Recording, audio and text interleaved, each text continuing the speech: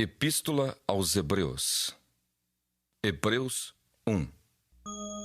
Havendo Deus outrora falado muitas vezes e de muitas maneiras aos pais pelos profetas, nestes últimos dias nos falou pelo Filho, a quem constituiu herdeiro de todas as coisas, pelo qual também fez o universo. Ele que é o resplendor da glória e a expressão exata do seu ser, sustentando todas as coisas pela palavra do seu poder, depois de ter feito a purificação dos pecados, assentou-se à direita da majestade nas alturas, tendo se tornado tão superior aos anjos quanto herdou mais excelente nome do que eles. Pois a qual dos anjos disse jamais: Tu és meu filho, eu hoje te gerei. E outra vez: Eu lhe serei pai e ele me será filho.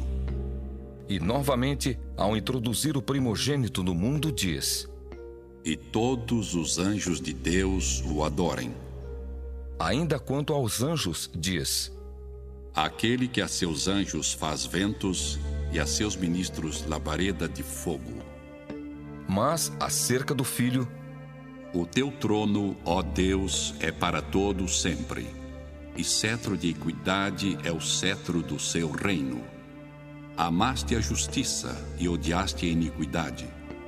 Por isso Deus, o teu Deus, te ungiu com óleo de alegria, como a nenhum dos teus companheiros.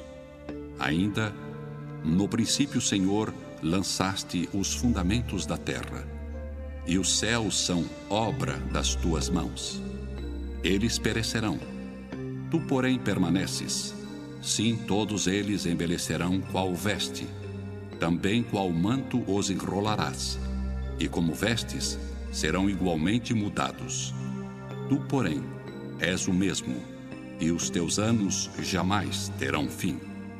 Ora, a qual dos anjos jamais disse: Assenta-te à minha direita, até que eu ponha os teus inimigos por estrado dos teus pés. Não são todos eles espíritos ministradores, enviados para serviço a favor dos que hão de herdar a salvação?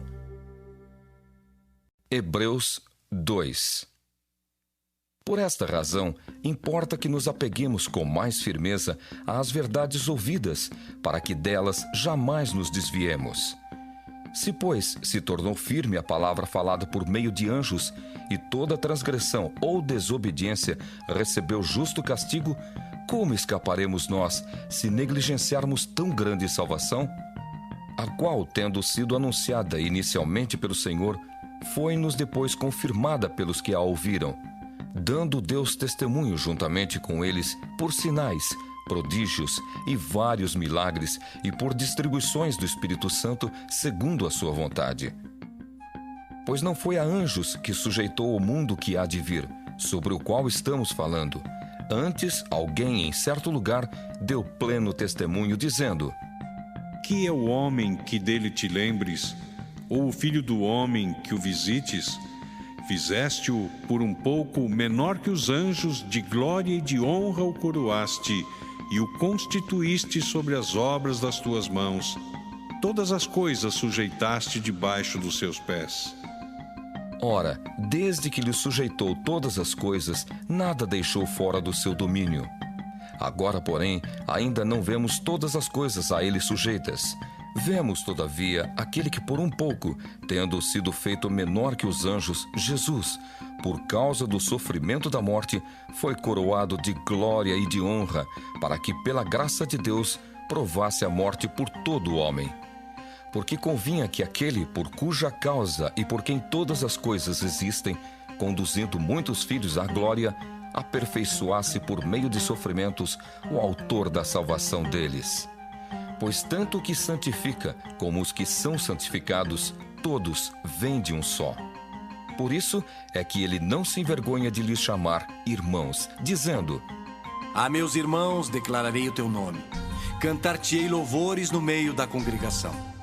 E outra vez: Eu porei nele a minha confiança.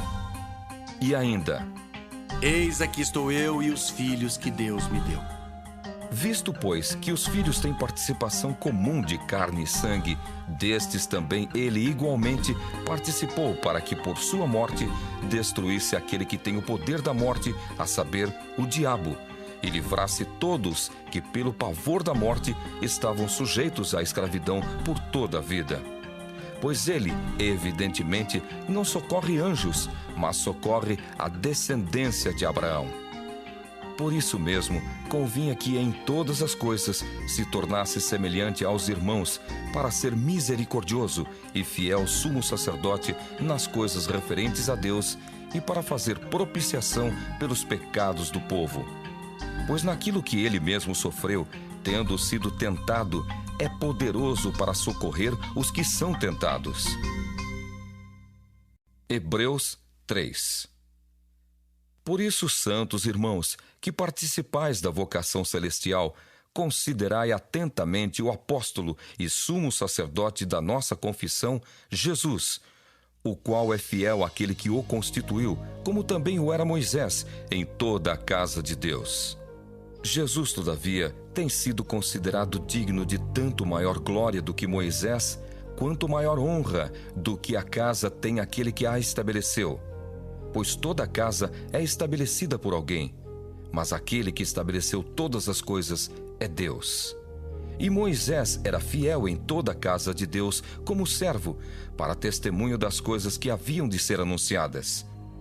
Cristo, porém, como filho em sua casa, a qual casa somos nós, se guardarmos firme até ao fim a ousadia e a exultação da esperança.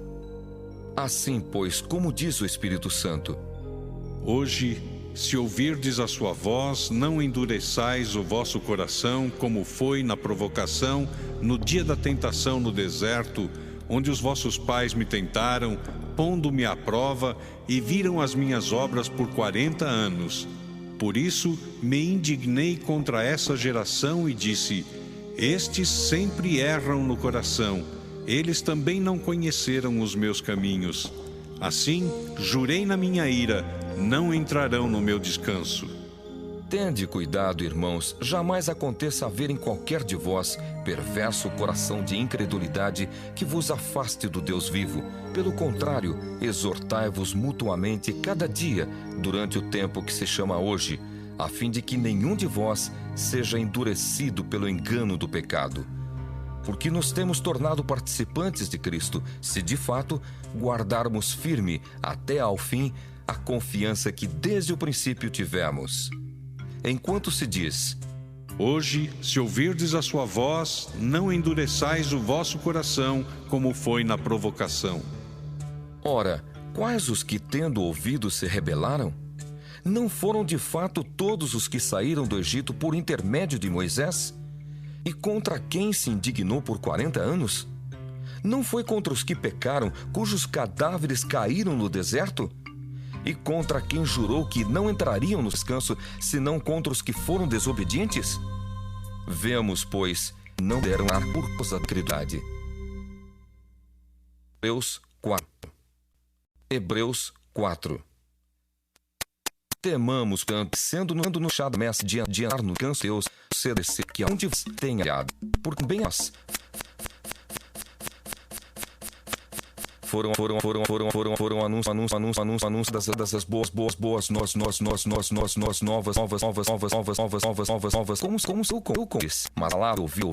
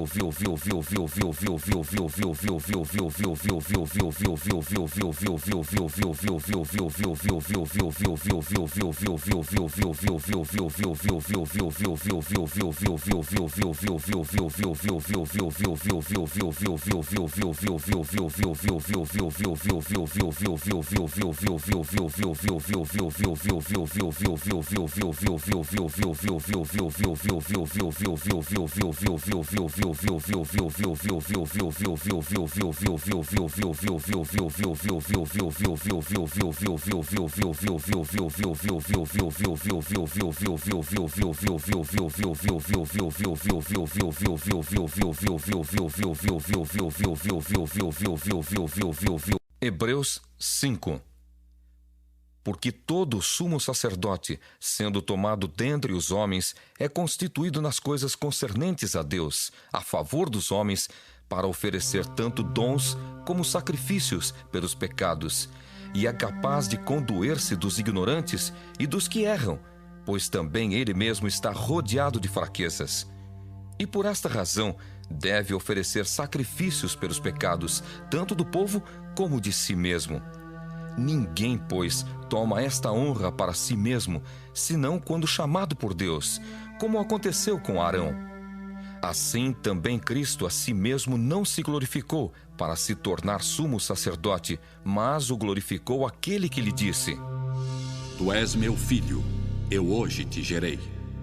Como em outro lugar também diz: Tu és sacerdote para sempre, segundo a ordem de Melquisedeque.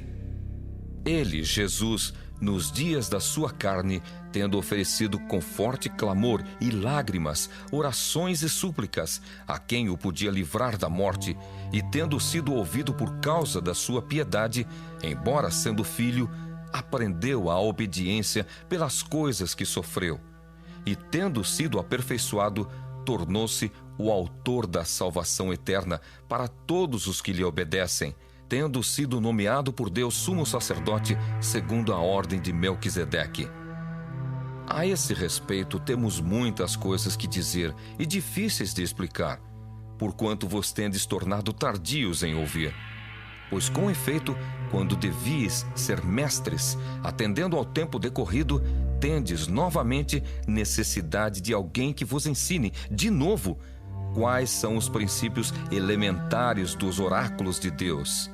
Assim vos tornastes como necessitados de leite e não de alimento sólido. Ora, todo aquele que se alimenta de leite é inexperiente na palavra da justiça, porque é criança.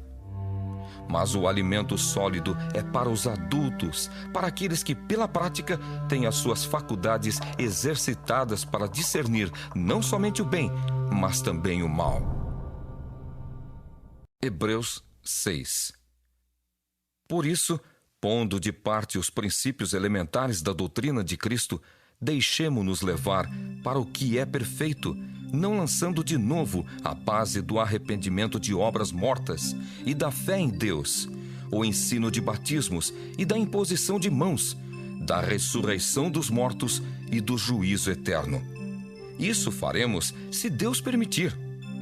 É impossível, pois, que aqueles que uma vez foram iluminados e provaram o dom celestial e se tornaram participantes do Espírito Santo e provaram a boa palavra de Deus e os poderes do mundo vindouro e caíram, sim, é impossível outra vez renová-los para arrependimento, visto que, de novo, estão crucificando para si mesmos o Filho de Deus e expondo-o à ignomínia.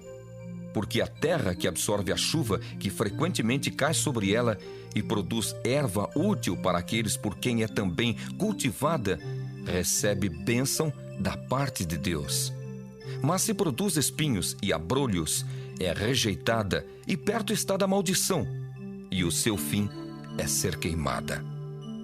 Quanto a vós outros, todavia, ó amados, estamos persuadidos das coisas que são melhores e pertencentes à salvação, ainda que falamos desta maneira. Porque Deus não é injusto para ficar esquecido do vosso trabalho e do amor que evidenciastes para com o seu nome, pois servistes e ainda servis aos santos. Desejamos, porém, continue cada um de vós mostrando até ao fim a mesma diligência para a plena certeza da esperança, para que não vos torneis indolentes, mas imitadores daqueles que pela fé e pela longanimidade herdam as promessas. Pois quando Deus fez a promessa a Abraão, visto que não tinha ninguém superior por quem jurar, jurou por si mesmo, dizendo: certamente te abençoarei e te multiplicarei. E assim, depois de esperar com paciência, obteve Abraão a promessa. Pois os homens juram pelo que lhes é superior, e o juramento, servindo de garantia para eles, é o fim de toda contenda. Por isso Deus, quando quis mostrar mais firmemente aos herdeiros da promessa a imutabilidade do seu propósito, se interpôs com o juramento para que, mediante duas coisas imutáveis, nas quais é impossível que Deus minta, forte alento tenhamos nós, que já corremos para o refúgio, a fim de lançar mão da esperança proposta, a qual temos por âncora da alma, segura e firme, e que penetra além do véu, onde Jesus, como precursor, entrou por nós, tendo se tornado sumo sacerdote para sempre, segundo a ordem de Melquisedeque. Hebreus 7. Porque este Melquisedeque, rei de Salém, sacerdote do Deus Altíssimo, que saiu ao encontro de Abraão quando voltava da matança dos reis e o abençoou, para o qual também Abraão separou o dízimo de tudo. Primeiramente se interpreta rei de justiça, depois também é rei de Salém, ou seja, rei de paz, sem pai, sem mãe, sem genealogia, que não teve princípio de dias, nem fim de existência, entretanto, feito semelhante ao Filho de Deus. Permanece sacerdote perpetuamente. Considerai, pois, como era grande esse a quem Abraão, o patriarca, pagou o dízimo tirado dos melhores despojos. Ora, os que dentre os filhos de Levi recebem o sacerdócio têm mandamento de recolher, de acordo com a lei, os dízimos do povo, ou seja, dos seus irmãos, embora tenham estes descendido de Abraão. Entretanto, aquele cuja genealogia não se inclui entre eles, recebeu dízimos de Abraão e abençoou o que tinha as promessas.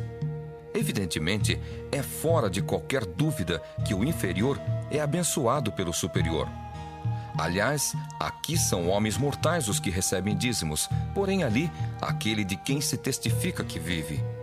E por assim dizer, também Levi, que recebe dízimos, pagou-os na pessoa de Abraão. Porque aquele ainda não tinha sido gerado por seu pai, quando Melquisedeque saiu ao encontro deste. Se, portanto, a perfeição houvera sido mediante o sacerdócio levítico, pois nele baseado o povo recebeu a lei, que necessidade haveria ainda de que se levantasse outro sacerdote segundo a ordem de Melquisedeque e que não fosse contado segundo a ordem de Arão? Pois quando se muda o sacerdócio, necessariamente há também mudança de lei. Porque aquele de quem são ditas estas coisas pertence a outra tribo, da qual ninguém prestou serviço ao altar. Pois é evidente que nosso Senhor procedeu de Judá, tribo à qual Moisés nunca atribuiu sacerdotes. E isto é ainda muito mais evidente quando, à semelhança de Melquisedeque, se levanta outro sacerdote, constituído não conforme a lei de mandamento carnal, mas segundo o poder de vida indissolúvel. Porquanto se testifica: Tu és sacerdote para sempre, segundo a ordem de Melquisedeque. Portanto, por um lado, se revoga a anterior ordenança por causa de sua fraqueza e inutilidade, pois a lei nunca aperfeiçoou coisa alguma. E por outro lado, se introduz esperança superior, pela qual nos chegamos a Deus. E visto que não é sem prestar juramento, porque aqueles sem juramento são feitos sacerdotes, mas este com juramento por aquele que lhe disse: O Senhor jurou e não se arrependerá. Tu és sacerdote para sempre. Por isso mesmo, Jesus se tem tornado fiador de superior aliança. Ora, aqueles são feitos sacerdotes em maior número, porque são impedidos pela morte de continuar. Este, no entanto, porque continua para sempre, tem o seu sacerdócio imutável. Por isso também pode salvar totalmente os que por ele se chegam a Deus, vivendo sempre para interceder por eles. Com efeito, nos convinha um sumo sacerdote como este, santo, inculpável, sem mácula, separado dos pecadores e feito mais alto do que os céus, que não tem necessidade, como os sumos sacerdotes, de oferecer todos os dias sacrifícios, primeiro por seus próprios pecados, depois pelos do povo, porque fez isto uma vez por todas, quando a si mesmo se ofereceu. Porque a lei constitui sumos sacerdotes a homens sujeitos à fraqueza, mas a palavra do juramento, que foi posterior à lei, constitui o Filho, perfeito para sempre. Hebreus 8. Ora, o essencial das coisas que temos dito é que possuímos tal sumo sacerdote que se assentou à destra do trono da majestade nos céus, como ministro do santuário e do verdadeiro tabernáculo que o Senhor erigiu, não o homem. Pois todo sumo sacerdote é constituído para oferecer tanto dons como sacrifícios. Por isso, era necessário que também esse sumo sacerdote tivesse o que oferecer. Ora, se ele estivesse na terra, nem mesmo sacerdote seria, visto existirem aqueles que oferecem os dons segundo a lei, os quais ministram em figura e sombra das coisas celestes, assim como foi Moisés, divinamente instruído quando estava para construir o tabernáculo. Pois diz ele: Vê que faças todas as coisas de acordo com o modelo que te foi mostrado no monte. Agora, com efeito, obteve Jesus ministério tanto mais excelente, quanto é ele também mediador de superior aliança, instituída com base em superiores promessas. Porque se aquela primeira aliança tivesse sido sem defeito, de maneira alguma estaria sendo buscado lugar para uma segunda. E, de fato, repreendendo-os, diz: Eis aí vem dias, diz o Senhor, e firmarei nova aliança com a casa de Israel e com a casa de Judá, não segundo a aliança que fiz com seus pais, no dia em que os tomei pela mão, para os conduzir até fora da terra do Egito. Pois eles não continuaram na minha aliança, e eu não atentei para eles, diz o Senhor. Porque esta é a aliança que firmarei com a casa de Israel, depois daqueles dias, diz o Senhor. Na sua mente imprimirei as minhas leis. Também sobre o seu coração as inscreverei. E eu serei o seu Deus, e eles serão o meu povo. E não ensinará jamais cada um ao seu próximo, nem cada um ao seu irmão, dizendo: Conhece ao Senhor, porque todos me conhecerão, desde o menor deles até o maior.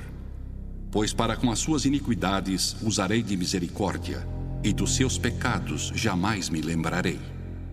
Quando ele diz nova, torna antiquada a primeira. Ora, aquilo que se torna antiquado e envelhecido está prestes a desaparecer. Hebreus 9. Ora, a primeira aliança também tinha preceitos de serviço sagrado e o seu santuário terrestre. Com efeito, foi preparado o tabernáculo, cuja parte anterior, onde estavam o candeeiro e a mesa e a exposição dos pães, se chama o Santo Lugar.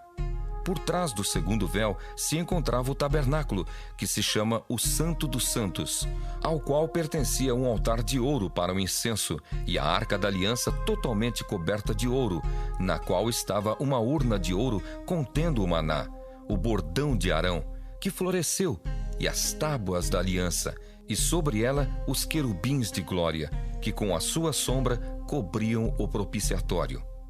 Dessas coisas, todavia, não falaremos agora pormenorizadamente. Ora, depois de tudo isto assim preparado, continuamente entram no primeiro tabernáculo os sacerdotes para realizar os serviços sagrados. Mas no segundo, o sumo sacerdote, ele sozinho, uma vez por ano, não sem sangue, que oferece por si e pelos pecados de ignorância do povo, querendo com isto dar a entender ao Espírito Santo que ainda o caminho do santo lugar não se manifestou, enquanto o primeiro tabernáculo continua erguido.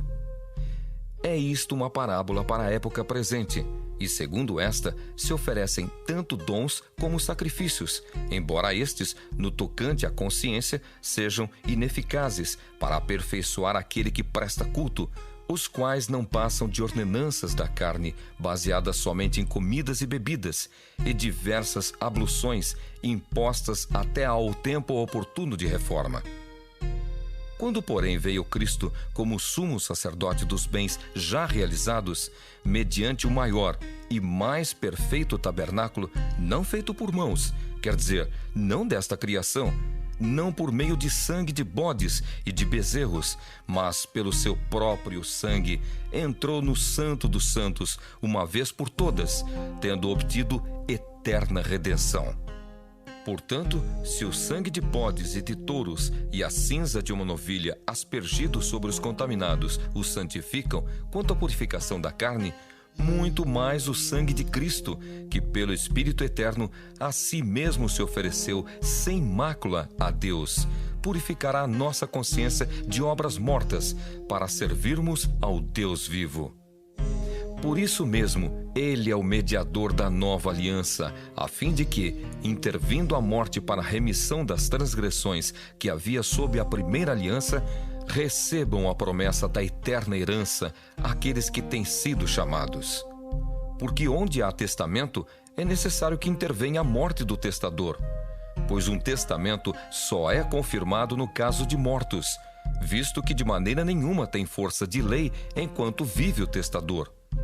Pelo que nem a primeira aliança foi sancionada sem sangue, porque havendo Moisés proclamado todos os mandamentos segundo a lei a todo o povo, tomou o sangue dos bezerros e dos bodes com água e lã tinta de escarlate e hisopo, e aspergiu não só o próprio livro, como também sobre todo o povo, dizendo: Este é o sangue da aliança, a qual Deus prescreveu para vós outros.